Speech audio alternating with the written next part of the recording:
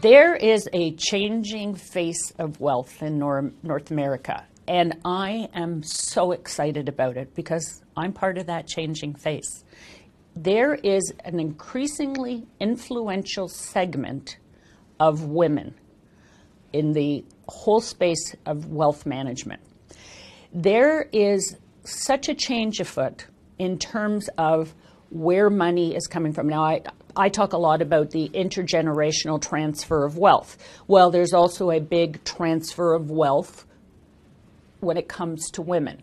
Now, in many cases, this could be spouse to spouse through death or divorce, or it's, in a lot of cases, it's women passing their money down to their daughters.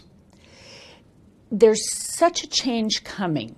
And it really is exciting, and it's such a great opportunity for financial representatives to be in this market. But I'm always amazed at how many of them are not working with women. For some reason, they don't think that it's a target market or whatever. They just aren't, or they go, oh, I work with women. And when you really dig down deep, no, they don't. So if you're a financial rep today and you're not working with women, my question to you is, why not? And if you are you working with them the right way? Are you developing a relationship that is going to be rock solid as this transfer of wealth comes into their possession so that they want to deal with you? I saw some interesting statistics not too long ago on a report on women and wealth, and one of them was 70% of women will leave their financial advisor within a year of their spouse's death.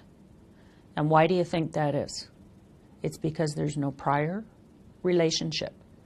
And unfortunately, a lot of women don't trust the advice that they've received from that financial advisor because they've never felt like they've been included in the discussions. The worst thing a financial advisor can do is disregard the woman when he's in talking to a couple. And I've spent my time out on joint field appointments with advisors who have focused all their attention on the man of the house and have neglected the lady that's sitting at the table. And they fail to realize that in a lot of cases, 80 to 90% of the financial decisions that are made in a household are made by the woman. The other thing I found when I saw this report was, with all this money that women are going to be controlling over the next little while, it's also predicted that 90% of women will at some point in their lifetime be solely responsible for making the financial decisions in their household. 90% of women. I'll give you an example. I'll give you my own example. My first husband was killed in an accident when he was 39 years old.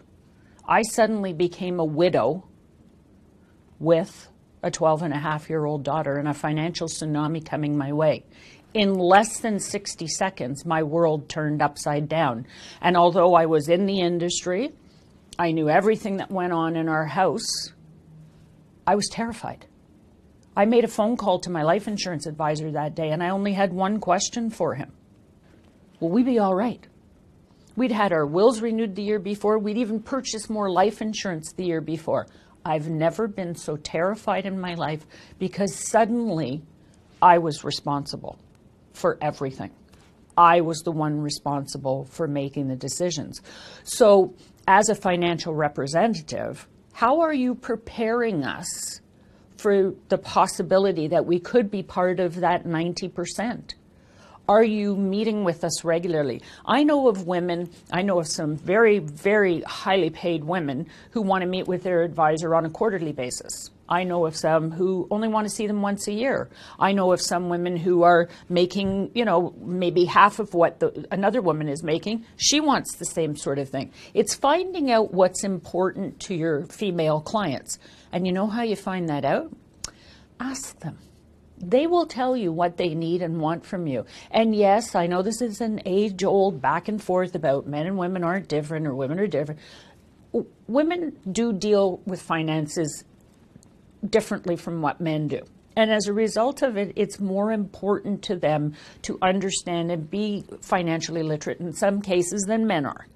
The other thing that I found when I was doing this research and I read this report was the prediction is by 2026, women will control almost half of the wealth cash flow in North America. 2026, so there's a decade. So what are financial representatives doing today to build solid relationships with their existing female clients or to become more active in this market? And how are they preparing us for down the road? Because if you're not doing it, you are going to miss a big portion of where your future business is going to come from.